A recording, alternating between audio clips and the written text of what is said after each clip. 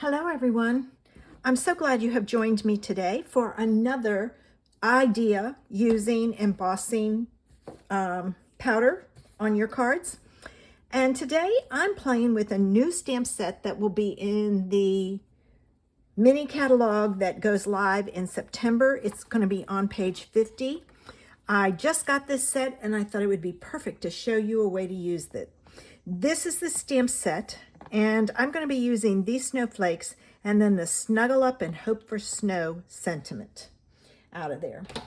The frozen edges dies are part of them. I'm not using them on this, but it's got some great images to die cut out. I'm not using it with today's card. On the same page is the Snowflake Sky 3D embossing folder. Now, we have had a lot of embossing folders in the past, and I wasn't going to get this one, but I made a mistake and I needed more on an order, so I added it. But this one has the dots and the snowflakes on it. I am not using that today, so I'm going to set that aside.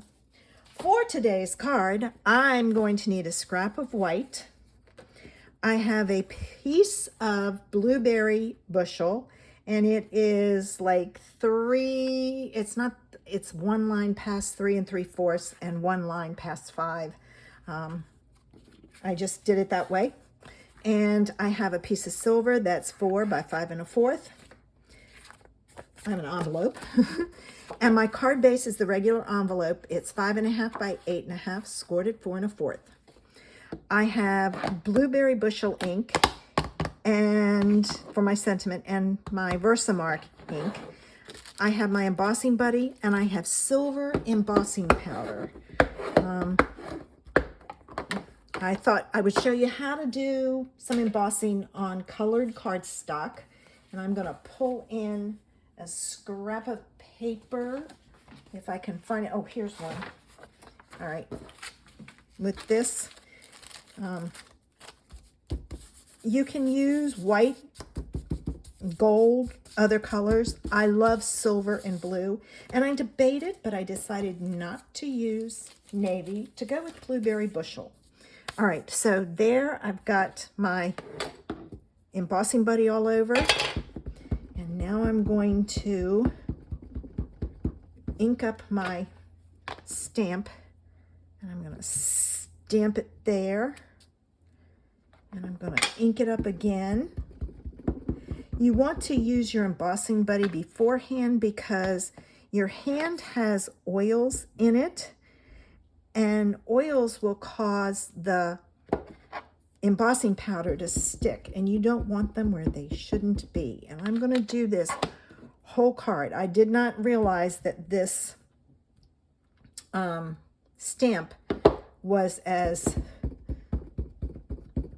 prolific, I should say, as it is. All right, now I'm going to do this. I'm going to go at it this way because I had a space there, and then I'll ink it up again and stamp this corner down here. And now I'm going to add my embossing powder. All right. Oops, where's my lid? It's got my little spoon in there. All right.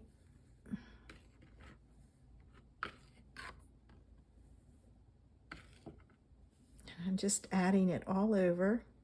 I'm trying not to put my hand where I've stamped, because I don't want it to smear. Okay, I'm going to flip this over, and I'm going to go to the trash can and flick it. I wanted to take off any extra specks. All right, now I'm going to take and emboss this. That is a very detailed stamp, so it takes it a while to emboss it. Not certain how I feel about it. I think I need to play with it some more. Now let me get this put away. And then I know I'm going to have embossing powder on here, and that drives me crazy, so I'm going to pull in my Swiffer. This is just a Swiffer from that you use to clean your floors, and it picks up all the embossing powder. Can't stand that grit. All right, so now that I've got that, I'm going to add this piece to here, and I'm going to use my double-sided tape, and the reason being is shiny stuff doesn't like to stick. So the double-sided tape is good for that. So I'm going to add my double-sided tape here.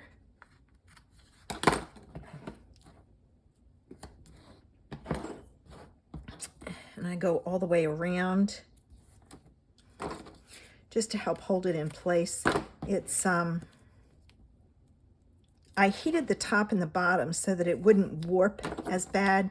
If you heat just one side, it usually warps. But I start on the bottom and get it started to melt. You don't want to go full force with it on your embossing powder.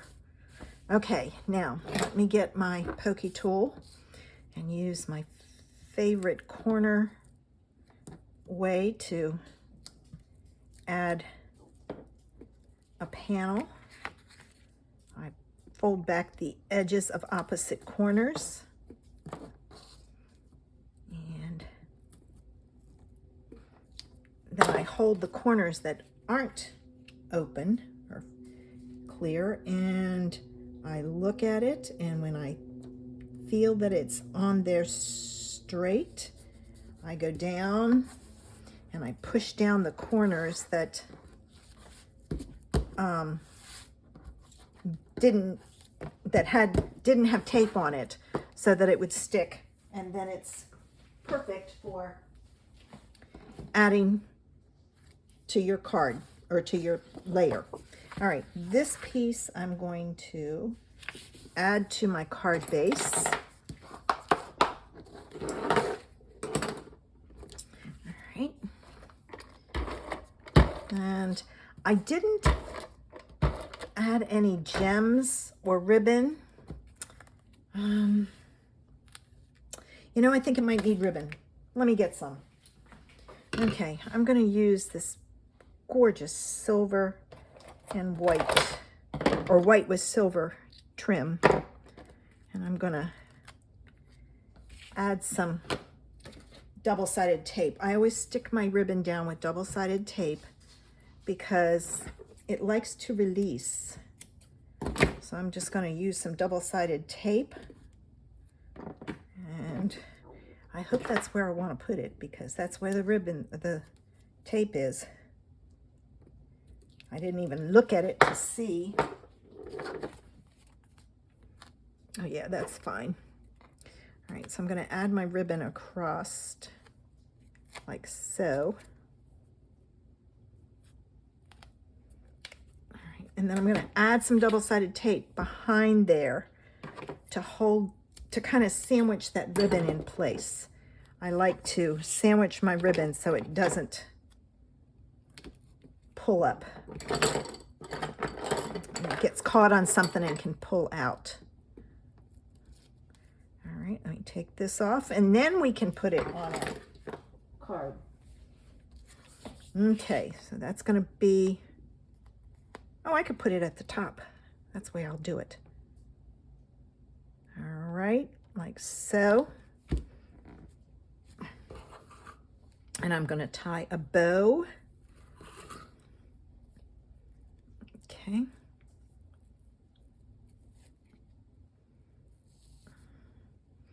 I don't want too big of one, so I will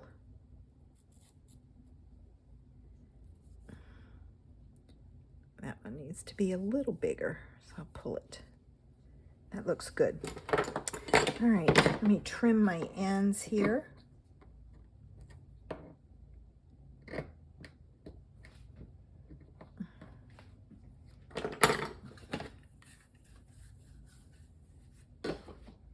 And this goes on with a glue dot. Let me get my glue dots out. All right.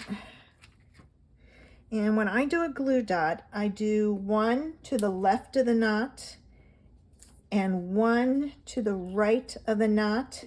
And the reason being is it grabs that ribbon and it holds it in place so that it won't get pulled out, the bow. All right, now for my sentiment. I'm going to pull in my scrap paper, and I didn't grab a, I forgot to grab a punch. Okay, let me see what punch I can find that will work. This is the heartfelt hexagon. Let's see what that one does. Ooh, that one works. I'm going to use it. Hopefully that was straight. And then I'm going to put this on with dimensionals. Grab my dimensionals here. I'm just going to go all the way around the edges and catch all of the pieces. All right, let me cut some more. All right, there's that and that. I've got a lot of dimensionals on there, I know, but I cut them in half so I can use a lot for cases like this. That one, I didn't want it to stick back down. Yeah, got it. All right, let me get this on my card. And to give some interest, what I usually do is I go opposite where my bow is so that you kind of spread your elements across your card front. And there's another idea for embossing. And I used one of the snowflakes in the set to do the inside of my card envelope. I really like that snowflake. That is a pretty snowflake.